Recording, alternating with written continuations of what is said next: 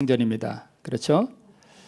자, 그러면 이 뜨인 돌이 무엇인지 우리 성경을 보면서 조금 더 이해를 해보도록 하겠습니다. 이 솔로몬 성전을 언제 지었는가 하면 열왕기상 6장 1절을 보면 이스라엘 자손이 애굽 땅에서 나온 지 480년이요 솔로몬이 이스라엘 왕이 된 지 4년째 솔로몬이 여호와를 위하여 전 건축하기를 시작했다, 이렇게 기록되어 있습니다. 자, 이스라엘 백성이 애굽 땅에서 나온 지가 480년째고 솔로몬 왕 제4년째는 몇 년인가 하면 기원전 966년이에요. 그러니까 예수님께서 탄생하시기 966년 전에 뭘 짓기 시작했다고요? 솔로몬 성전을 짓기 시작했다는 것입니다. 그러므로 출애굽은 몇 년에 출애굽했는가 하면 기원전 BC 1445년에 출애굽하는 사건이 있었습니다. 이해가 되시죠? 네. 그러니까 출애굽한 지 480년이 지난 다음에 솔로몬 성전을 건축하기 시작했다, 이렇게 이해를 하시면 됩니다.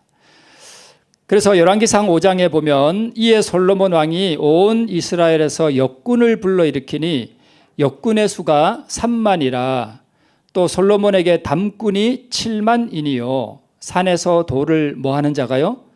뜨는 자가 8만 명이다, 이렇게 되어 있습니다. 여기 보니까 산에서 돌을 뭐 하는 자요? 뜨는 자. 이게 공중에 이렇게 뭐가 이렇게 공중에 떠 있다는 뜻이 아니죠. 여기서 말하는 이 뜬다는 말은 이렇게 큰 바위에서 돌을 이만큼을 뭐 해내는 거예요? 꺼내는 거를 뭐 한다 그래요? 돌을 뜬다 그러죠. 그래서 산에서 뜨인 돌이 이 우상을 쳤습니다. 그렇죠? 그러므로 이 뜨인 돌은 뭔가 이렇게 큰 바위에서 떠낸 돌이다 하는 그런 의미가 있습니다. 이러한 돌이 와서 우상을 쳤습니다. 그러므로 뜨인 돌은 공중에 떠 있다는 뜻이 아니라 원래의 어떤 돌산에서 떠냈다는 뜻입니다. 그런 돌이 와서 온 세상을 의미하는 마지막 열국 시대인 그 발을 쳤습니다. 자, 이 그림은 빨간 표시한 곳은 두로죠. 두로고 파란 원 안은 예루살렘이에요. 그런데 이 솔로몬 성전을 지을 때 이 모든 제목들을 어디서 가져왔는가 하면 바로 저 위에서 가져왔어요. 저기서 나무를 베면 바다로 이렇게 때로 이렇게 엮어가지고 바다로 해서 오면 그것을 다시 예루살렘으로 이렇게 옮기는 대역사가 있었습니다. 예루살렘 주변에 나무가 없거든요. 거의 다 사막이에요. 그래서 나무가 없어서 저기서 가져왔습니다. 그래서 솔로몬 왕과 두로 왕 히람이 조약을 맺습니다. 솔로몬의 모든 원대로 백향목 제목과 잣나무 제목을 주는 조건으로 솔로몬은 히람에게 그 궁정의 식물로, 죄송합니다, 밀인데 일이라고 해놨네요. 밀 아시죠? 밀가루 하는 제가 잘못 쳐놨습니다. 밀 2만 석과 맑은 기름 20석을 주는 대신에 두로왕 히람은 뭘 주었다고요? 나무. 예. 기름은 솔로몬이 준 거고 두로왕 히람은 나무를 주었습니다. 나무를 저기서부터 백향목과 잣나무를 실어서 이렇게 때로 보내주었습니다. 이해되시죠? 그 다음에 돌은 어디서 가져왔는지는 몰라요. 그 성경에 돌도 두로에서 가져왔다고 생각하기에는 돌은 너무 무거워. 그거 어떻게 들고 오겠어요? 그런데 이 돌은 이와 같이 이런 돌이 나는 산에서 뭐 한 거예요? 떠내서 가지고 와서 지었습니다. 자, 그런데 이거는 그냥 공사장이잖아요. 자, 우리가 저 앞에 공사장에 가 있다 그러면 어떤 소리가 들릴까요? 우당탕탕 웽 하는 소리, 뭐 망치 소리, 별 소리가 다 들리겠죠. 자, 이 의미는 우리가 조금 이따 보고, 먼저 보면 사람에게는 버림바가 되었으나 하나님께는 택하심을 입은 보배로운 산 뭐이신? 돌이신 예수에게 나와 너희도 산돌같이. 그러니까 예수님도 돌이고 우리도 뭐예요? 돌이에요. 산돌같이 신령한 뭘로? 집으로 세워지고 예수 그리스도로 말미암아 하나님이 기쁘게 받으실 신령한 제사를 드릴 거룩한 제사장이 될지니라. 그러니까 성전을 건축하는데 재료가 들 거 아니에요. 돌. 여기서는 나무가 중요한 게 아니라 돌이 중요해요. 그러면 예수님도 돌이고 우리도 뭐예요? 돌이에요. 뭘 짓는? 성전 짓는, 집 짓는. 네. 그렇죠? 자, 이에 왕이 영을 내려, 왕은 솔로몬이에요. 영을 내려 크고 귀한 돌을 떠다가 다듬어서 전에 뭘로 놓게 하매? 기초석. 저 그림에 보니까 큰 돌이 하나 있죠. 그리고 또 무슨 돌도 있어요? 작은 돌도 있어. 그러니까 예수님과 우리가 합하여 뭘 이루는가 하면 성전을 이룬다는 거예요. 그죠? 예수님도 성전이시고 우리도 성전으로 지어져 가는 거예요. 그러니까 저 기초석이 작아야 될까요? 크고 튼튼해야 될까요? 크고 튼튼해야 돼요. 그래야 그 위에 돌들을 이렇게 쌓아도 이 기초석이 튼튼하니까 건물이 안전하겠죠. 그래서 왕이 영을 내려서 크고 아주 귀한 돌을 떠다가 다듬어서 전에 기초석으로 놓게 했습니다. 자, 그런데 여기 보니까 건축자의 버린 돌이 집 모퉁이에 머릿돌이 되었다 하는 말씀이 시편 118편에 있습니다. 실제로 예루살렘 성전을 지을 때 아까 그 돌산에서 솔로몬의 영을 따라서 아주 크고 귀한 돌을 이렇게 떴어요. 떠서 다듬어서 이제 예루살렘으로 보냈습니다.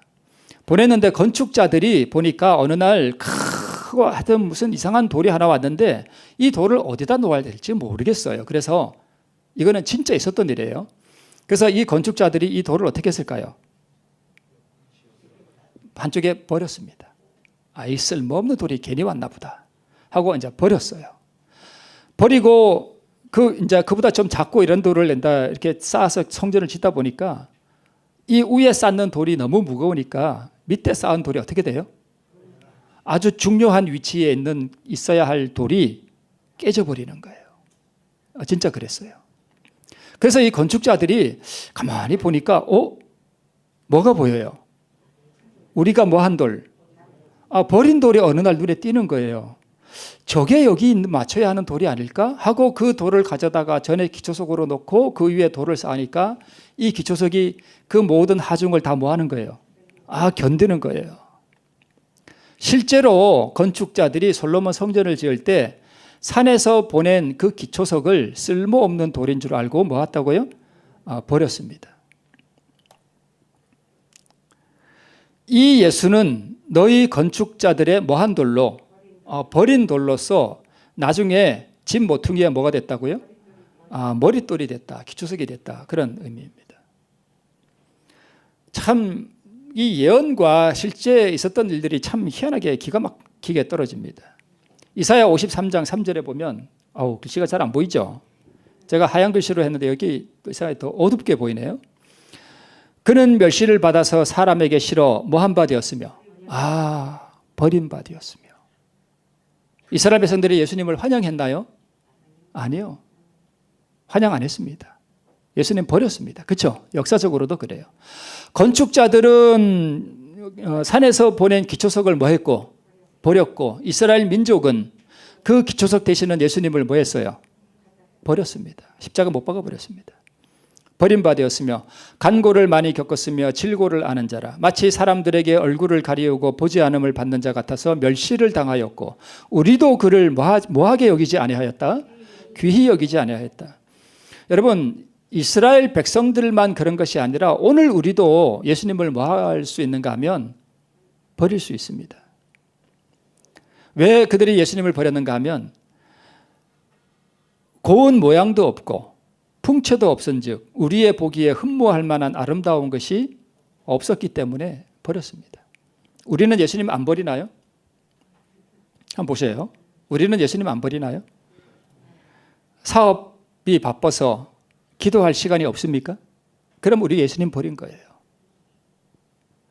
논밭으로 달려나가는 시간이 바빠서 성경을 상고할 시간이 없습니까? 그러면 우리는 지금 예수님을 버린 겁니다.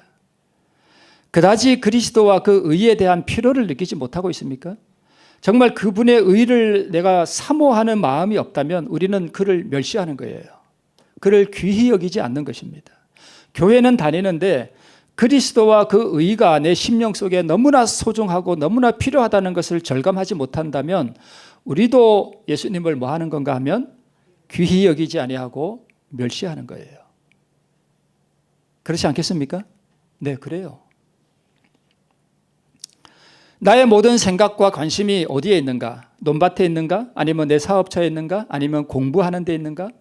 만약 그렇다면 우리도 그를 귀히 여기지 아니하고 우리도 우리 삶의 무게를 얹어 놓을 수 있는 그 기초돌을 뭐 하는 거예요?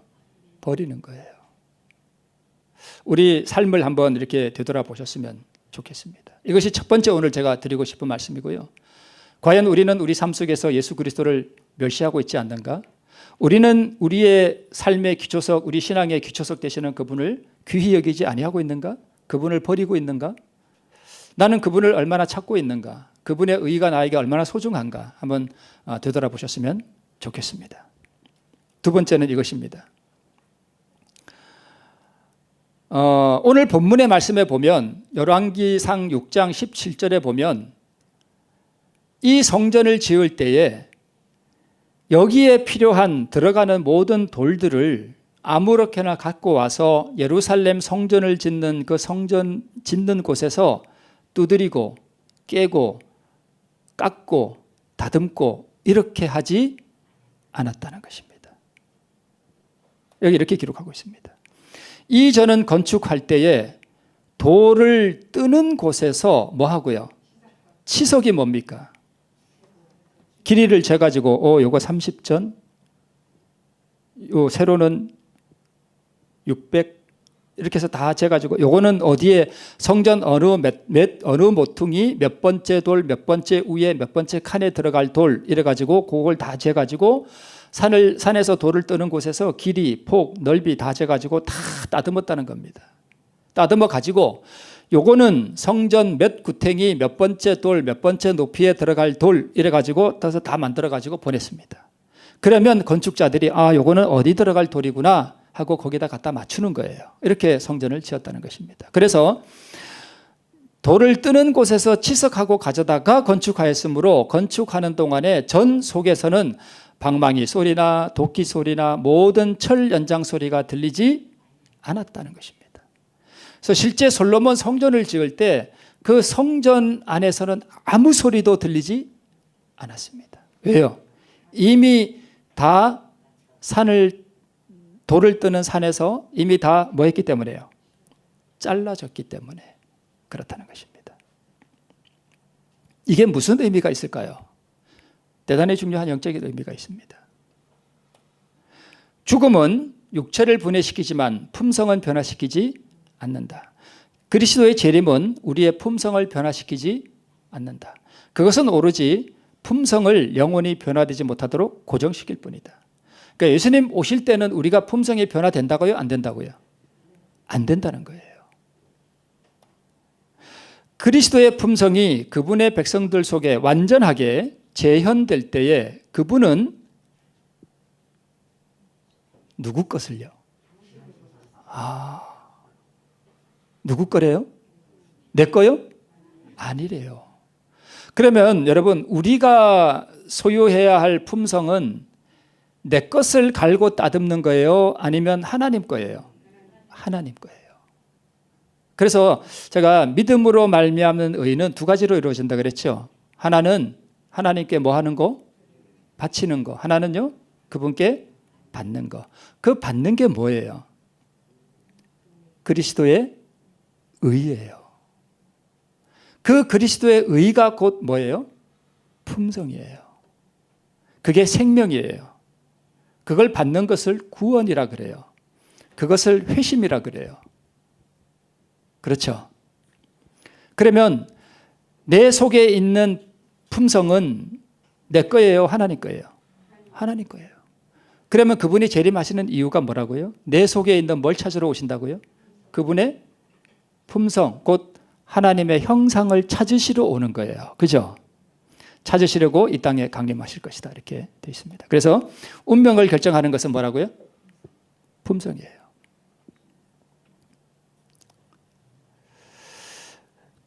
그리스도께서 당신의 계명을 지키는 자들을 위하여 준비하신 하늘집에 들어가기 위하여 품성을 형성할 수 있는 기회는 오직 이 세상에 사는 동안 뿐이다. 그러면 여러분, 예루살렘 그 솔로몬 성전은 하늘 예루살렘 성이라 그러면 돌을 뜨는 산은 어딜까요? 이 세상입니다. 그러면 이 세상에서 하늘 성전에 들어갈 건축 자재인 이 돌이 이 땅에 사는 동안 다 뭐 해줘야 된다는 거예요? 다 다듬어져야 된다는 뜻입니다. 그런데 여러분 다듬어졌나요? 아니에요?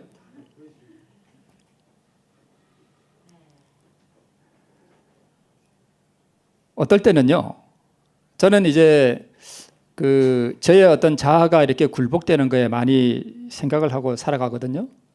어느 날에는 참 신경 쓸 일도 많고, 하여튼 그런 날에 이렇게 그 하나님의 은혜에 이렇게 젖어 사는데 하루 종일 그럴 때가 있어요.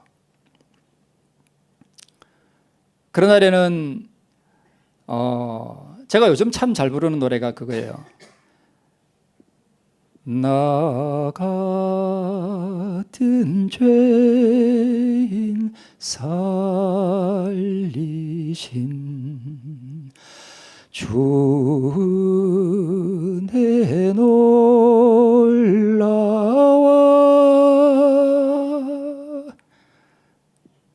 제 집사람이 알아요. 제 노래 잘 부르는 거. 그러면 어떨 때는 거리에 지나다니는 사람들이 참 너무 불쌍해 보여요. 저 사람은 무슨 고민을 안고 저 거리를 다니고 있을까? 제가 지난주에 제가 좀 바빠가지고 서울을 2번이나 갔다 왔거든요. 저 사람은 무슨 고민을 안고 저 길을 저렇게 걸어가고 있을까? 저 가슴 속에는 무슨 아픔이 있을까? 참 불쌍해 보여요. 그런데 어떤 때는요, 하루 종일 그렇게 나를 내려놓으려고 해도 잘 안 될 때가 있어요. 그럴 때 여러분 어떤 생각이 드세요? 나는 안 돼. 이런 생각이 드나요? 제가 느끼고 경험한 게 뭐냐 하면, 이것도 하나님 은혜구나 하는 걸 느껴요. 왜 그런가 하면, 그러고 나면 뭘 느끼는가 하면, 내가 여전히 뭐하구나? 부족하구나. 내가 부족하구나. 그럴 때는 슬픔이 느껴져요. 근데 그 슬픔이 세상적인 슬픔이 아니라 어떻게 표현하면 좀 거룩한 슬픔이에요. 그래서 내 자신의 연약함과 부족함을 다 절감하면서 아버지여 나를 불쌍히 여기시옵소서. 이렇게 가슴이 먹먹해져요. 그래서 제가 느끼는 게 뭐냐 하면, 여러분 잘 안 될 때 낙심하지 마시기 바랍니다. 그것도 은혜예요. 그러고 나서 돌이켜보면 하나님을 더욱 의지하게 됩니다. 무슨 뜻인지 이해하시죠? 네. 실패하는 걸 실패하고 나서 염려하지 마세요, 여러분. 율법주의자는 실패하고 나면 냅다 쓰러져 버립니다. 난 안 돼. 그리고 냅다 쓰러져 버리는데, 믿음으로 말미암는 그 의의 경험이 뭔지를 아는 사람은요, 냅다 쓰러지지 않습니다. 오히려 자기의 연약함과 부족함을 깨닫고 더 눈물로 하나님 앞에 무릎 꿇게 돼요. 그게 달라요, 여러분. 그래서 나는 조금 이렇게 실패하고 나면 냅다 쓰러져가지고 며칠 동안 그냥 되는 대로 산다. 그 율법주의자예요. 잘 나를 살펴보세요. 자, 여러분, 지금 이 사람이 뭐 하고 있습니까? 돌을 뭐 하고 있어요? 다듬고 있어요. 나는 저 돌이고 저 석공은 누굴까요? 하나님이셔요. 그죠? 그러면 저 정과 망치는 뭘까요?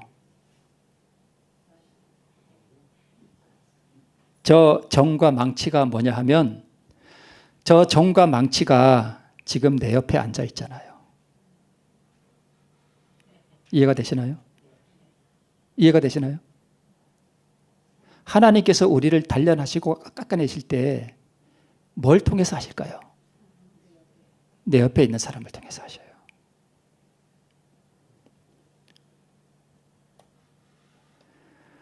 제가 적당한 사진을 찾다가 적당한 게 없어서, 저기 달마상이죠. 여기에 잘 어울리는 건 아닌데, 이제 저게 나라고 생각하시고 예수님 형상이라 생각하세요. 이제 달마상이긴 한데,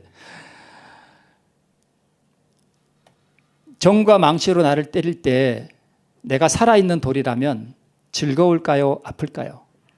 아파요.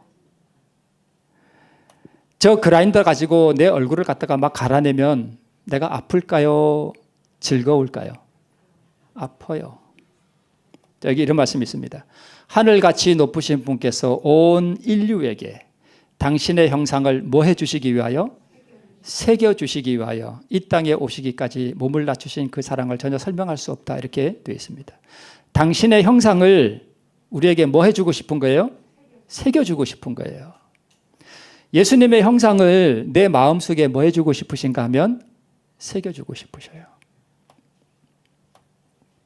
이렇게 새겨주고 싶어 하셔요. 제가 더 이상 성경 본문을 강의하지 않고 여기서 어떤 분의 경험을 통해서 제가 좀 말씀을 더 드려보겠습니다. 이분은 목사님이세요. 우리 재림교회 목사님은 아니고요. 개신교회 목사님이신데 천창길 목사님이세요.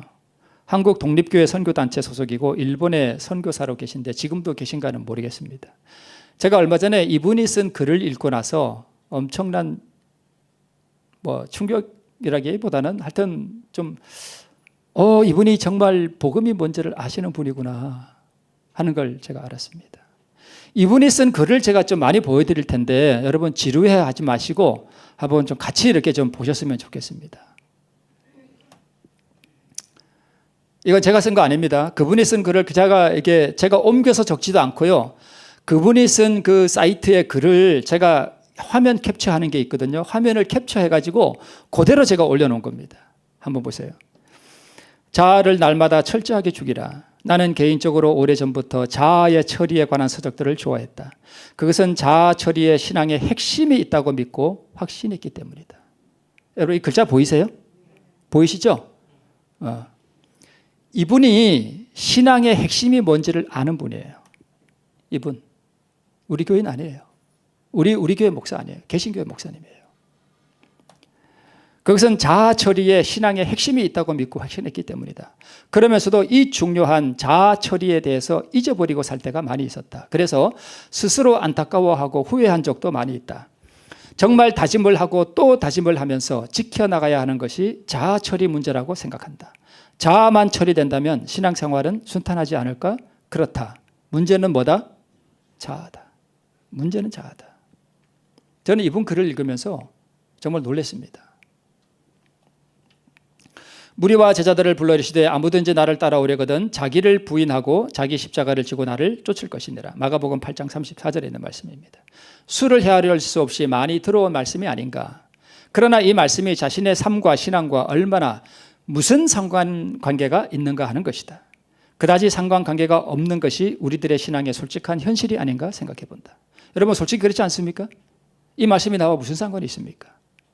정말 우리는 자기를 부인하고 자기 십자가를 지고 날마다 예수님 쫓아가고 있습니까? 과연 자기를 부인하고 자아를 죽이려고 몸부림치는 사람들이 몇이나 될까 의문이다. 이번엔 신앙생활 하면서요. 신앙의 가장 중요한 핵심이 되는 바로 이 문제에 대해서 몸부림치는 사람들 진짜 없습니다. 거의 없어요. 제가 겪어본 분들도요. 저도 당해보기도 했고 또 저도 그랬겠죠. 남들한테. 왜냐하면 고통스럽기 때문이다. 대가를 지불해야 되기 때문이다. 그렇다면 자아 죽음은 해도 되고 안 해도 괜찮은 그런 것인가? 아니다.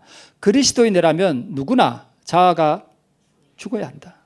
자아 죽음이 복음이다. 십자가 복음이다. 뭐가 복음이라고요? 자아의 죽음이 복음이에요. 십자가가 뭐라고요? 복음이에요. 그러면 십자가가 곧 다른 말로 하면 뭐예요? 자아의 죽음이에요. 그런데 그렇게 하지 않고 별 관심도 없는 이유는 무엇인가? 오늘날 교회에 복음이 희석되어 있기 때문이라고 말할 수 있다. 여러분 우리가 교회를 다니고 신앙을 하면서 10년, 20년, 30년, 40년 신앙을 해도요.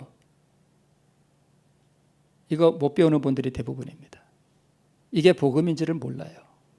자기가 신앙을 하면서 뭘 처리를 해야 되고 어떻게 해야 신앙을 올바로 하는 것인지를 배우지 못한 분들이 거의 다입니다.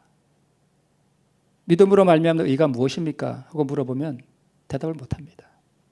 경험도 없습니다. 저는 이렇게 믿음의 의를 경험했습니다 라고 말하는 분 거의 없습니다. 복음이 뭔지를 몰라요. 십자가가 뭔지를 모릅니다. 여러분, 십자가는 그 십자가의 사랑을 깨닫고 눈물 몇 방울 흘리는 것이 십자가가 아니에요. 물론 그것도 좋은 일이고 아름다운 일이에요. 그러나 십자가의 본질은 그런 게 아니에요. 이거예요. 십자가는 모본으로 우리에게 주신 거예요. 내가 죽음과 같이 너희도 뭐하라? 죽으라는 거예요. 오늘날 교회가 성경을 더 깊이 바로 이해하지 않고 있다고 볼 수 있다. 믿음에 대해서 너무나 가볍게 생각하고 있고 세상 풍조에 편승하다 보니 자연스럽게 그렇게 가르치고 있기 때문이다. 교회에 다니고 교회에 등록하고 신앙 고백만 하면 누구나 천국은 기본적으로 가게 된다고 하는 사고방식이 팽배해 있기 때문에 이처럼 자아를 죽이는 고통스러운 일을 감수하려고 하지 않는다는 것이다. 자아를 죽여도 그만 안 죽여도 그만인데 누가 그 어려운 일을 감당하려고 하는 사람이 있겠는가? 정말 자아 죽음은 해도 그만 안 해도 그만인 것인가? 그렇지 않다. 몸부림치면서 자아 죽음의 진리를 성취하기 위해서 심혈을 기울여야 한다고 본다. 자아를 죽이지 않기 때문에 죽으려고 하지도 않고 그것에 관심도 없기 때문에 교회는 교회다운 역할을 감당하지 못하고 세상의 빛과 소금의 역할을 다하지 못하고 있는 것이다. 교회가 분란이 일어나고 교회가 시끄럽고 어떤 교회는 분열이 일어나고 어떤 교회는 상처받아서 교회 안 나오는 사람도 있고 어떤 사람은 저 인간 보기 싫어 교회 안 나온다는 사람도 있고 그런 사람이 많습니다. 그 모든 문제가 다 어디서 시작됩니까? 자아입니다. 그게 처리가 되지 않기 때문에 교회가 교회답지 못하고 그렇습니다. 그러나 이 자아가 그렇게 쉽게 죽어지지 않는다는 것이 탄식거리다. 캐더린 콜만 목사님은 이 세상에서 가장 어려운 일 중에 하나가 자아를 죽이는 것이라고 말했다. 옳은 말이다. 죽으려고 해본 사람은 쉽게 이해할 수 있는 말이다. 그렇다고 힘들고 어려운 것이라고 포기를 해야 하는가? 그렇다고 힘들고 어려운 것이라고 포기를 해야 하는가? 아니다. 절대로 포기해서는 안 된다. 왜? 이것이 뭐기 때문이다? 전부이기 때문이다. 여러분, 신앙의 전부가 뭐라고요? 자아 포기예요. 자아 포기가 되면 하나님께서 우리에게 뭘 준다는 거예요? 의를 주신다는 거예요. 저는 이분이 왜 이것이 전부이기 때문이다 라고 쓴 글을 보면서 이분이 혹시 예언의 신을 보셨는가? 저는 이런 생각을 했습니다. 왜요? 예언의 신에도 이렇게 돼 있거든요. 예수님께서 우리에게 요구하시는 게 딱 한 가지래요. 뭐예요? 자아 포기예요.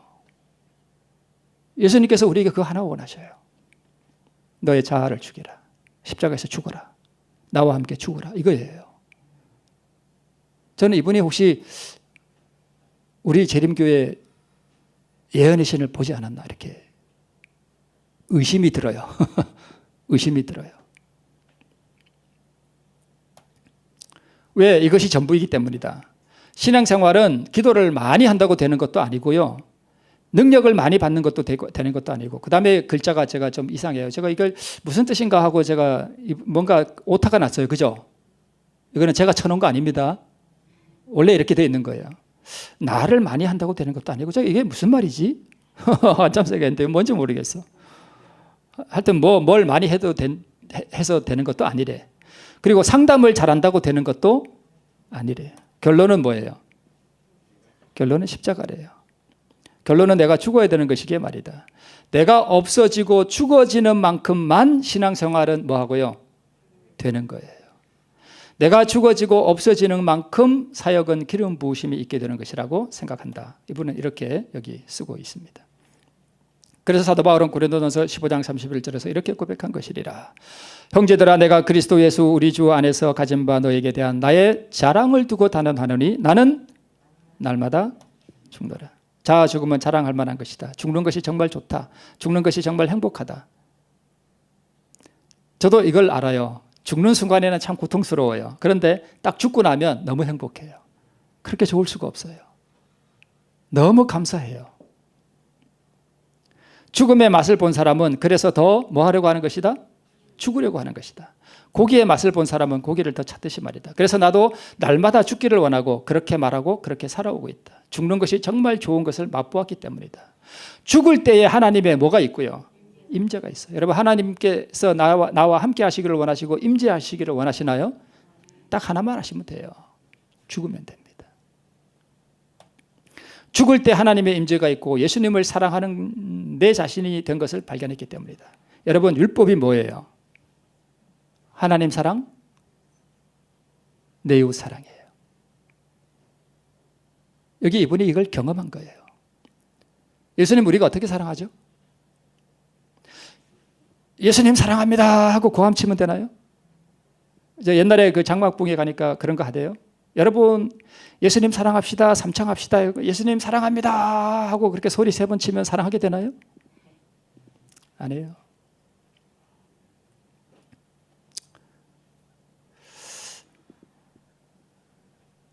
저도 참 많이 부족하지만 저는 이 말이 뭔지를 알아요. 내가 자아를 정말 아프지만 포기했을 때 그러고 나면 내 눈에 눈물이 흐르고 하나님을 사랑하게 되고 그렇습니다. 여러분 예수님 만나고 싶습니까? 예수님 정말 만나고 싶습니까? 죽으면 됩니다. 예수님을 느끼려면 죽으면 됩니다. 예수님을 보려면 죽으면 됩니다.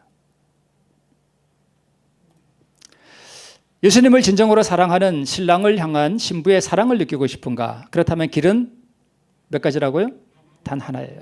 자아의 죽음이에요. 내가 죽으면 죽을수록 예수님으로 채워지는 것이 신앙생활이에요.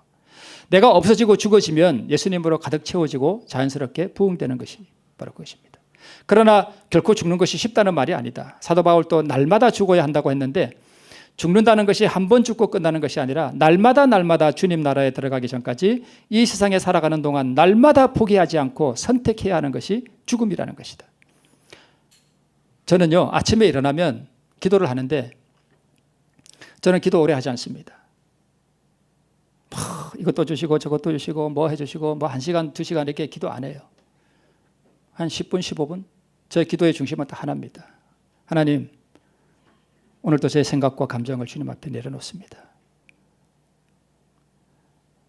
저를 취하시고 하나님의 의를 저에게 주시옵소서. 그런 기도만 하고 그냥 끝내요. 그리고 하루 종일 살아가면서 그걸 계속 염두에 두고 살아갑니다. 물론 실패할 때도 있습니다.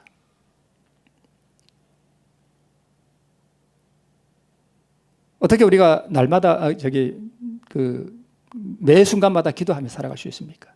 그걸 계속 염두에 두고 살아가는 거예요.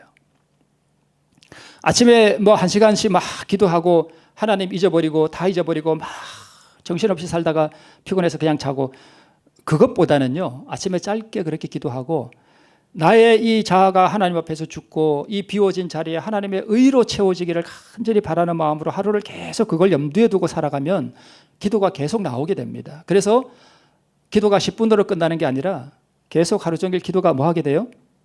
계속 이어지게 돼요.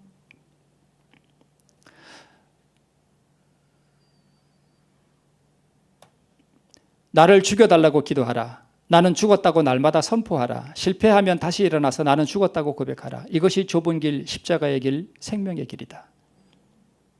이게 다 예언의 신에 있는 말씀 아닌가요? 그죠?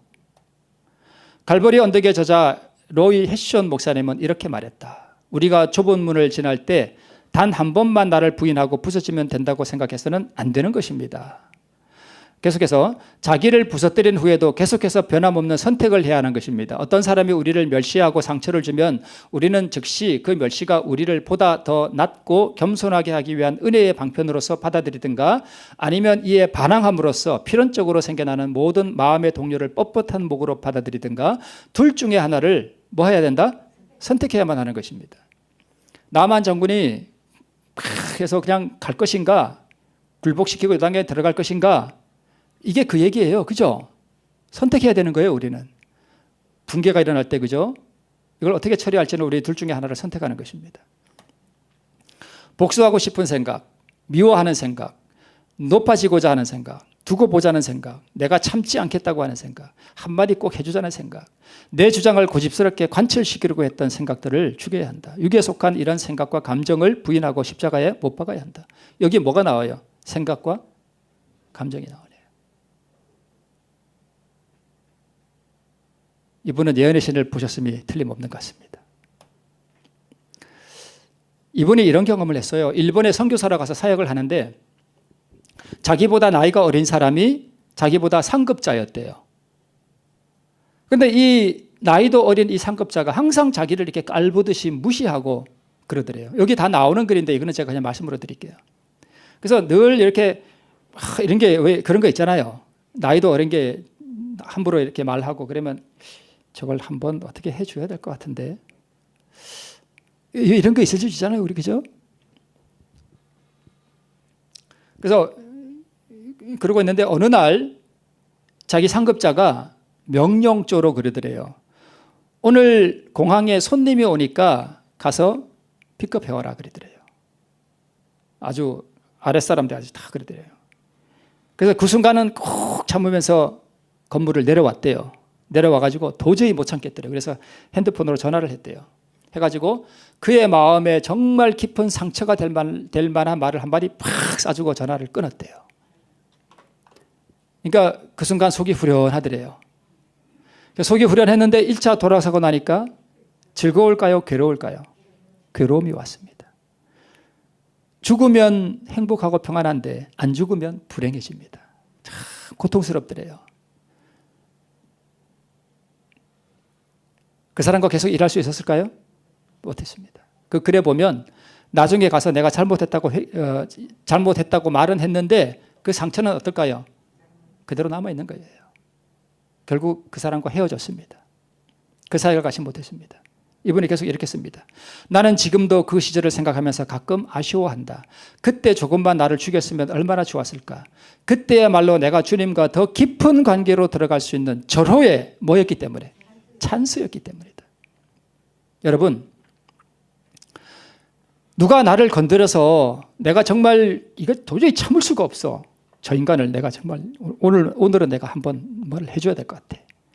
그럴 때가 여러분, 내가 하나님과 더 깊은 교제와 임재 속에 들어갈 수 있는 절호의 뭐래요?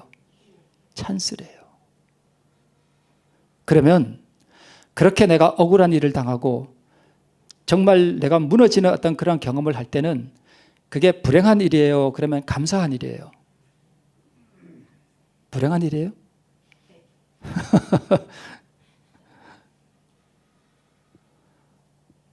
내가 주님과 더 깊은 관계에 들어갈 수 있는 절호의 찬스가 왔는데 그게 불행한 일이에요? 감사한 일이에요? 감사한 일이죠. 누군가가 오늘 나를 무시하고 내가 내 가슴에 팍 상처를 주는 칼로 찌르는 듯한 말을 할 때 그때 내가 뭐 해야 되냐 하면 하나님 참 감사합니다. 제가 오늘 십자가로 갈 수 있고 하나님의 임재를 경험할 수 있고 하나님의 사랑을 경험할 수 있는 절호의 기회를 주셔서 너무너무 감사합니다. 감사헌금은 그때 하는 거예요. 맞아요? 감사헌금은 우리 아들 대학 가서 감사헌금 그때는 안 하셔도 돼요. 근데 내가 오늘 무시를 당해서 막 진짜 견딜 수 없는 그런 일을 당했다. 그때는 감사하셔야 돼요. 그때는 하나님 절호의 기회를 주셔서 감사합니다. 그때는 감사헌금을 10,000원 해서는 안 되고 한 5만 원을 하셔야 돼요.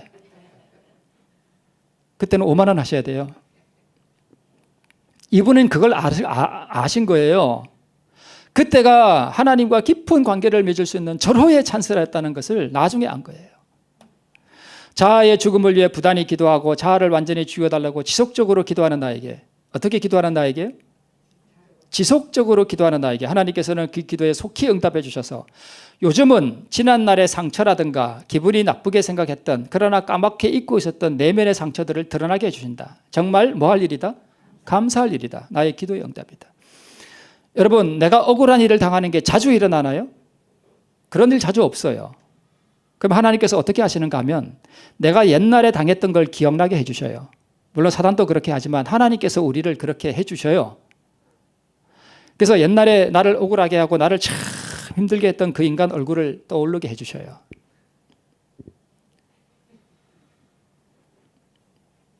그래서 까맣게 잊고 있었던 내 마음에 아픈 상처가 있죠. 그죠? 아픈 상처가 있어. 그게 내 옆에 지난 안식일에 제가 우리 두 남편 얘기했죠. 내 옆에 앉아있는 남편, 내 속에 있는 남편. 내 속에 있는 남편이나 내 옆에 앉아있는 남편이나 어떻게 둘이 똑같은지 몰라. 그죠? 우리 여러분은 다른가 보죠?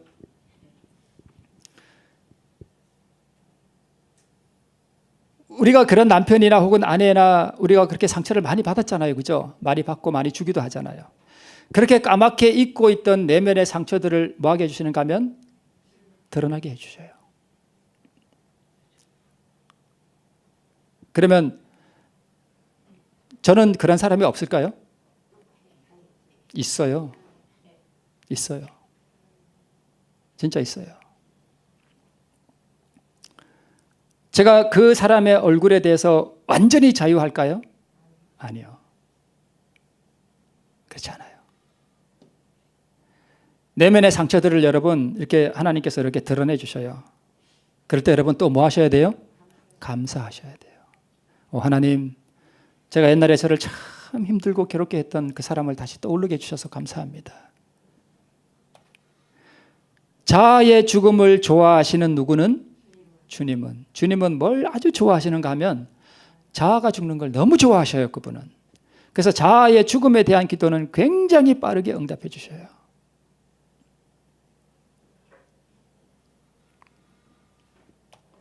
한번 경험해 보시기 바란다. 솔직한 심령으로 나는 요즘 굴욕이나 무시를 뭐 한대요? 사모한대요. 누가 좀 나를 무시 안 해주나? 누가 좀 나를 좀 굴욕감을 줬으면 좋겠는데? 그리고 이걸 사모한다는 거예요. 왜요? 그 굴욕이 자아를 부수는 엄청난 파워가 있음을 절감하기 때문이다. 여러분은 혹시 내가 이렇게 가는데 내가 누군가에게 굴욕을 당하면 에이 재수없어 그러고 가시나요? 여러분 이제부터는 그런 굴욕 당하고 남이 나를 무시하고 이런 거를 이제부터는 뭐 하셔야 돼요? 사모하셔야 돼요. 오늘 좀 그런 일이 일어났으면 좋겠는데 누가 오늘 갑자기 나와서 좀 뺨을 안 때려주나? 그러기를 뭐 하셔야 된다고요? 사실 뭐 그러기를 바라서는 안 되지만 이분은 뭐 한대요? 그걸 사모한대요. 사모. 이게 뭔 줄 알기 때문에요. 자기가 거기서 하나님을 선택하고 자아가 굴복되면 자기 안에 하나님이 임재하시고 하나님의 사랑을 경험하게 되고 자기 심령에 한없는 평화가 임하고 하늘의 영광을 경험하는 그 놀라운 복이 자기에게 임하는 것을 이분이 뭐 하기 때문에 알기 때문에 누가 좀 나를 굴욕해 주기를 바라는 거예요. 좀 나를 무시해 주기를 바라는 거예요. 이분은 신앙이 뭔지를 진짜 아시는 분이에요. 우리가 이걸 배우려고 신앙하는 거예요. 그런데 우리는 교회 안에서 좀 직원에서 누가 좀 나쁜 말 하면 그러고 같이 성내고 그러잖아요.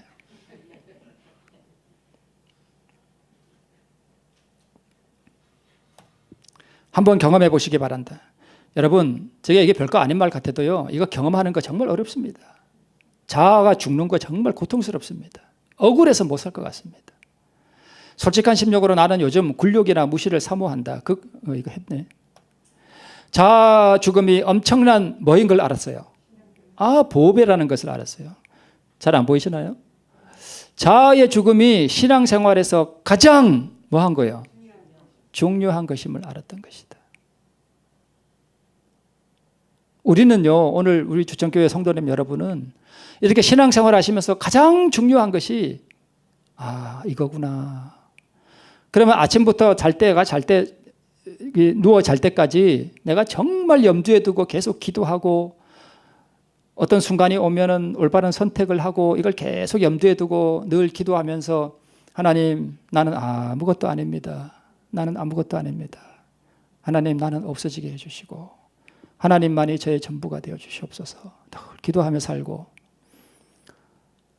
그게 얼마나 행복해요. 그죠? 자아의 죽음이 신앙생활에서 가장 중요한 거예요. 인간적으로 당하는 굴욕이나 무시를 생각하면 피하고 싶은 마음이 전혀 없다고 말할 수는 없다. 그러나 나는 정말 자아의 죽음을 사모하기 때문에 자아의 죽음을 돕는 굴욕감이나 무시당함을 사모하고 있대요. 그런 중에 깨달은 사실이 굳이 실제적인 굴욕이나 무시가 없더라도 우리 안에 잠재되어 있는 상처가 하나 둘씩 드러나는 것도 자아 죽음에 좋은 역할을 한다고 하는 것을 뭐 했대요? 이분이 깨달았대요. 아, 그런 거예요. 잠재되어 있는 과거의 숨은 상처를 자아 죽음의 기회로 선용하는 것이다. 정말 이분은 신앙이 뭔지 제대로 배운 분이에요. 그죠? 신앙의 전부가 뭔지를 아는 분이에요. 나의 기도의 응답으로 아주 오래전에 나의 내면 깊은 곳에 묻혀 있었던 것들이 하나둘씩 드러나고 있다. 전에는 생각하고 싶지 않은 기억들이 떠오르면 애써서 다른 생각을 하든지 아니면 기도하면서 잊어버리려고 노력하곤 했다. 그러니까 옛날에 나에게 상처 주고 나를 괴롭게 한 사람 그 떠오르면 옛날에는 아이 그냥 잊어버려 이렇게 하고 말았는데 이것이 옳은 방법이 아니라는 걸 알았다는 거예요. 불쾌한 생각들, 기억하고 싶지 않은 사람들이 떠오를 때 그때의 장면이나 그 사람의 손짓, 표정, 말을 생각할 때 끓어오르는 감정을 가지고 아픈 마음을 가지고 주님 앞으로 나갔다. 그리고 그 당시의 괴로움, 무시당함, 그 굴욕감을 정면으로 돌파하면서 주님 앞에서 부숴버리고 있대요. 상처 입은 자아를 달래주지 말고 십자가에 못 박아버리는 거래요. 그 효과가 아주 좋다. 실질적인 굴욕감이나 무시당함 이상으로 아주 효과가 좋다. 모든 분들에게 자신에게 권면하고 싶다. 숨어있는 상처, 굴욕감, 괴로움을 드러내라. 그리고 하나님의 수술대로 올라가라. 올라가서 내려오지 말고 수술하고 잘라내버리라. 그 자아를 꺾어버리라. 놀라운 영적 유익이 있는 것을 발견할 것이다. 나는 믿는 사람은 상처를 받지 않는 것이 정상이라고 생각한다. 저는 이분이 예언의 읽었다는 것 저는 여기서 다시 한번 확신합니다. 나는 믿는 사람은 뭘 받지 않는 것이 정상이래요? 상처를 받지 않는 것이 정상이라고 생각한대요. 상처가 되고 상처를 받는다는 것이 누가 받는 것인가? 바로 자아가 받는 것이 아닌가? 밑에 빨간 줄. 진정으로 자아가 죽은 사람은 절대로 누가 무슨 말을 하든지 상처받지 않는다. 여기 이런 말씀이 있습니다. 산상보훈 16쪽에 우리의 평화를 깨뜨리는 것은 자신에 대한 사랑이다. 중간에 녹색. 그러나 우리가 죽고 우리의 생애가 그리스도로 더불어 하나님 안에 감추어질 때는 무시나 경멸을 조금도 괴념치 않게 될 것이다. 비난에 대하여는 뭐가 되고요? 긴머거리가 되고 조소와 모욕에 대하여는 뭐가 된대요? 소경이 된대요. 누가 나에게 깊은 상처를 팍 줄 때에 진짜 자아가 죽음을 날마다 경험하는 사람은 무슨 뜻인지 아시죠? 그렇게 된다는 것입니다. 오늘부터 이 말을 잊지 말고 자신의 자아에 적용해보라.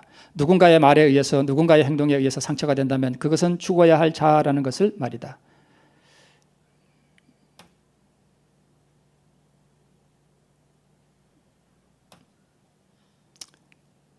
제가 지금까지 말씀을 드렸던 것을 하나로 딱 표현하는 그림이죠. 아까 보셨던 거죠. 하나님의 형상을 만들기 위해서 하나님께서는 저 그라인더, 내 남편의 그라인더, 내 아내의 그라인더, 내 자녀 그라인더, 내 이웃의 교인 그라인더, 내 직장의 그라인더, 이런 그라인더를 이용해서 나를 뭐 하시는 거예요? 깎아내시는 거예요.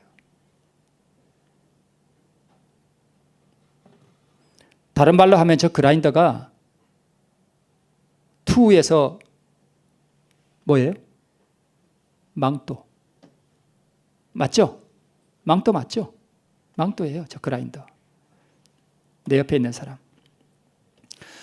때에 철과 진흙과 녹과 은과 금이 다 부서져 여름 타장의 마당에 겨같이 되어 바람에 불려 간 곳이 없었고 아까 그 다니엘 2장에 나오는 그거죠. 근데 마태복음 21장 44절에 이렇게 기록되어 있습니다. 이 돌, 저 그 우상을 친 그 돌 위에 떨어지는 자는 뭐 해지겠고 깨어지겠고 이게 다 이게 다 치석된다는 거 아니에요? 그죠?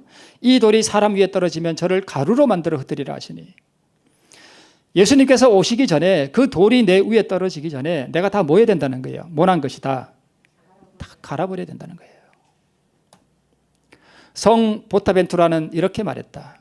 굴욕적인 상황에서 자신을 의지적으로 겸손히 낮추는 사람은 다른 사람이 4년 걸리는 겸손의 과정을 4개월 만에 도달할 수 있다고 말했다. 생활 속에서 창피를 당하고 굴욕을 당하는 일이 있을 때 그 기회를 놓치지 말라. 그것은 당신이 그토록 사모하던 은혜와 축복 그리고 하나님의 임재를 경험할 수 있는 시간이기 때문이다. 십자가의 진정한 의미와 축복을 경험할 수 있는 시간이기에 말이다. 이분은 십자가가 뭘 의미하는지를 진짜 아시는 분이에요. 십자가는요, 물론 우리가 감동받고 눈물 흐르는 것도 참 아름다운 일이지만 십자가는 내가 경험하는 거예요. 내가 죽는 거예요. 독일 다름슈타트의 마리아 수녀회에 바실리오 슐링크라는 여사는 그의 저서 고난 속의 보아에서 이렇게 말했다. 굴욕은 교만을 부수는 뭐다? 쇠망치다.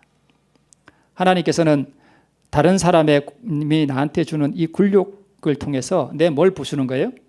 교만을 부수어내는 거예요. 저는 조금 더 첨가해서 이렇게 넣습니다. 굴욕은 교만을 부수는 하나님의 쇠망치다. 저게 뭐 같습니까? 돌담이죠? 돌성벽입니다. 저 돌 보이시나요? 저 돌도 다 뭘 맞은 돌이에요? 정 맞은 돌이죠? 네모 반듯하죠? 잘라진 돌이에요. 저 돌 보이시나요? 저 돌은 한쪽이 어떻게 됐죠? 들어갔습니다. 저 돌은 자기 아래에 있는 돌을 위해서 자기 일부분을 어떻게 했습니까? 깎아냈습니다. 저게 그리스도입니다. 이 돌도요, 자기 아래에 있는 돌이 빈틈이 없도록 맞춰주기 위해서 자신을 뭐 했습니까? 깎아냈습니다. 이게 오늘 성경, 제가 오늘 드리는 말씀의 요지입니다. 돌 뜨는 곳에서 치석하고, 우리가 이렇게 되어야만 우리가 하늘 예루살렘의 성전을 이루는 산 뭐가 된다는 거예요? 돌이 된다는 것입니다. 아름답죠? 참 보기 좋죠? 그런데 여러분 자세히 보세요. 뭐가 보이나요? 보이시나요? 두들겨 맞은 자리 보이시나요? 보이시죠? 다다다다다 정 맞은 자리잖아요, 저게. 그죠? 하늘에 들어가시려면 우리가 뭘 많이 맞아야 돼요? 정을 많이 맞아야 됩니다. 그렇죠? 근데 우리 정 맞기 싫어하죠? 정을 많이 맞으셔야 돼요. 여러분, 앞으로 내가 정 맞는 그런 상황이 생기면 아이 재수없네 이러지 마시고 뭐 하셔야 된다고요? 감사헌금 내셔야 돼요. 얼마 내셔야 된다고요? 네? 5만 원 내세요. 5만 원 내세요. 만 원만 내지 마시고 내가 굴욕을 당하고 무시당하면 5만 원 내셔야 됩니다. 너무 감사한 일이에요. 우리 속담에 모난돌이 뭐 맞는다고요? 정 맞는데요. 이거 주님께서 가장 원하시는 게 바로 모난돌 정 맞는 거, 우리 주님께서 정말 하시고 싶은 일이에요. 이렇게 되기를 원하십니까? 네. 앞으로 이런 일이 생기면 여러분 하루 종일 아침에서 잘 때까지 계속 우리가 염두에 둬야 할 게 뭐라고요? 자아의 죽음이에요. 늘 염두에 두고 살아가세요. 하나님, 나는 아무것도 아닙니다. 고백하세요. 하나님, 저는 아무것도 아닙니다. 저는 아무것도 아닙니다. 나는 아무것도 아닙니다. 나는 죄인일 뿐입니다. 나 같은 죄인 살리신 주 은혜 놀라워 잃었던 생명 찾았고 광명을 얻었네. 나 같은 죄인이 사는 게 무한한 은혜입니다. 하나님, 내가 사는 것은 은혜일 뿐입니다. 하나님, 나는 아무것도 아닙니다. 하나님, 나는 아무것도 아닙니다. 오직 주님만이 나의 전부가 되어주시기를 원합니다. 늘 그렇게 기도하며 사세요. 그게 전부예요, 신앙에. 어려운 일이 생기면 하나님, 저의 모난 부분을 오늘 깎아주시니 감사합니다. 오늘 이렇게 함으로 날마다 우리 주님과 함께 십자가를 지시고 저 영원한 하늘 분향에 이르는 우리 모두가 되시기를 바라면서 말씀을 마치겠습니다.